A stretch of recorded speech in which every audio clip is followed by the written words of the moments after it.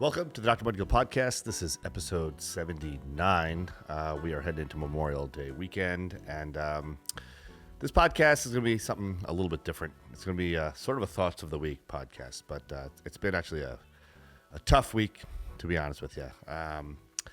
We lost my father-in-law unexpectedly, just sort of tragically earlier this week on Tuesday.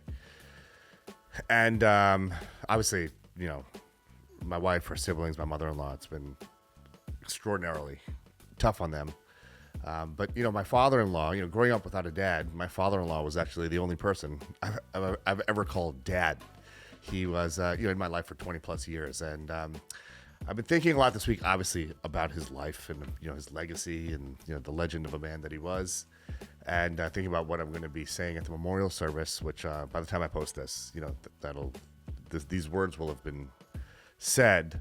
But he lived an amazing life, and I thought this would be a great opportunity because he inspired me so much to maybe celebrate this life that was lost, but it was a rich, amazing life, and hopefully his life will inspire you the same way it does me. So my father-in-law, Surinder Ahuja, was born in the 1940s in India, and he came from very humble beginnings. And he grinded his way. He wasn't like, but what he tells us, he wasn't a strong academic, in his youth. And he grinded his way, made his way through medical school, which was, very challenging during those times. I mean, it's still challenging now. It's always been challenging. And he ultimately came to America in the early 1970s, chasing the American dream. And boy, did he achieve the American dream, and multiply that by 10. So he came here as a young doctor, and he actually came here to do a nephrology fellowship, which is, it's a kidney specialist. But after, I don't know how long he made it through his fellowship, but he ended up leaving his fellowship because he came here to searching for the American dream, and he was going to actuate that. So he left his fellowship and literally started a practice. He hung up his shingle and started his practice. Now, a lot of the things that I talk about in, on my platform are things that, are sort of commonalities that I see between myself and my father-in-law. And there's, a few phrases that I frequently use that, really, my father-in-law embodied these things. And, the first one is, the way you do anything is the way you do everything. And that was my father-in-law. He never took the easy road. He was a grinder. And, that really applied to every aspect of his life. Going back to when he started his career here, he literally worked 16 to 17-hour days, 7 days a week. Like, literally, that's not an exaggeration. The hardest working guy. I mean, he was incredibly motivated. Like I said, he came from very humble beginnings, and he most certainly didn't want to go back to humble beginnings. He came here chasing the American dream. And, he was a very, very, very successful doctor in the 1970s. But that wasn't enough for him. He always was a person who pushed himself, and he always explored other opportunities and would work incredibly hard to achieve success in whatever that may be. And he ended up getting involved in the nursing home business. He owned a nursing home, and then ultimately, several nursing homes, and became incredibly successful. But the way you do anything is the way you do everything. I mean, that mindset literally applied to every aspect of his life. This was before my time, but he was obsessed with tennis, say during the 1980s. And he would literally play tennis for 10 hours a day. The whole family would be involved. The kids would be playing tennis. Whoever wasn't playing was the ball girl or ball boy. It was it was just a major, part of his life. And then from tennis, then he started playing golf. And golf was, next level of commitment. I remember when I was dating my wife this was 20-something years ago. It was the middle of winter, snow on the ground. I'm not talking dusting. I'm talking about legit snow on the ground. And I look out the window, and my father-in-law is chipping balls. And I asked my soon-to-be mother-in-law, I said, and I called my father-in-law uncle at that time. I said to my mother-in-law, I said, Auntie, what's Uncle doing outside? And she said, he's working on his short game. But she said it just completely a matter of factly, and the kids were in the house, his kids were in the house, and they were just not paying any mind to this. And I remember I was like the objective outsider. And I remember like thinking to myself, I was like, wow. I was like, this guy's a little bit crazy, man. And the truth is, and this is something that, I learned from him. One of the many things I learned from him, that folks that are in the top percentile of successful people in this world, they all share one thing. They're all a little bit crazy. They're obsessive with getting better, doing better, learning more, reading more, achieving more. And that's why he was out there in the middle of winter in the snow, like in snow boots, chipping golf balls, working on his short game.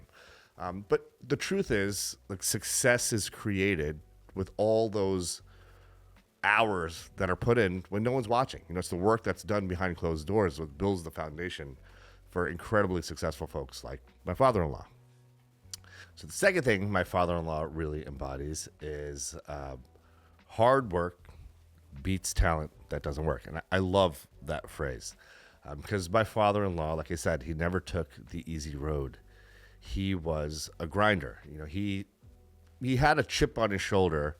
Like I said, he came from humble beginnings, and he had a hard time academically, getting through college and medical school and all those sorts of things. Like, he had to 10x the amount that other folks were doing to get through and pass his exams, etc. But because of that chip on his shoulder, and it wasn't like a chip that brought him down. He didn't like engender any resentment or any of that sort of stuff.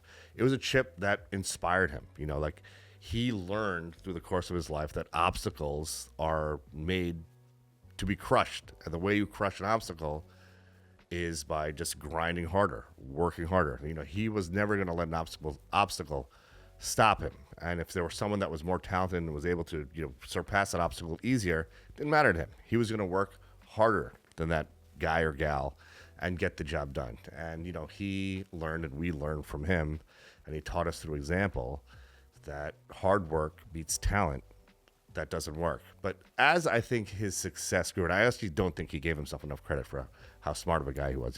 He was a very brilliant man, a very wise man. But I think that philosophy of hard work beats talent that doesn't work really turned into, when talent works, it's unbeatable.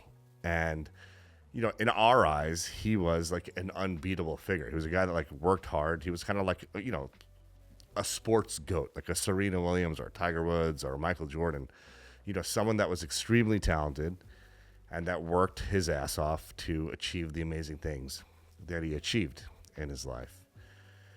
And the last phrase that I think, really kind of sums up my father-in-law is, to have what others don't, you have to put in the work that they won't. And, as I mentioned already, my father's work ethic, was literally, I don't know anyone who worked as hard as him. And, for him, he knew that to crush goals, to achieve success, to, just really, crush it, the way you do that is by working. It's by grinding. You can't achieve those things by hoping or wishing or have them be gifted to you. You have to grind for your goals. Like I always talk about, stack those daily wins. Do whatever it is you need to do today that's going to get you one step closer to your goal, no matter what. That's the key. So, he is a guy who really taught us through example. It was his life lessons, the wisdom that he earned by living is the way he taught us. He would never just be a guy to, give us advice based on some like abstract concept he heard about or he read about. Like, all of his lessons were hard-earned life lessons, and they were incredibly valuable. His legacy in my mind is, he'll always inspire me. And, his work ethic will always inspire me. His success and his achievements will always inspire me. He left this world wanting nothing. He really lived a rich, full life. Something that, all of us should strive to do. So this podcast, and, it's not a sorrowful, mournful podcast, although he will be tremendously missed by all of us who he left behind. It's truly a celebration of life, of an amazing, rich life, of an inspiring life that will continue to inspire me, and I hope it inspires you too. So with that, I hope you have a restful weekend, a nice long weekend, recover, rest, and are just ready to crush the week ahead. Let's get it.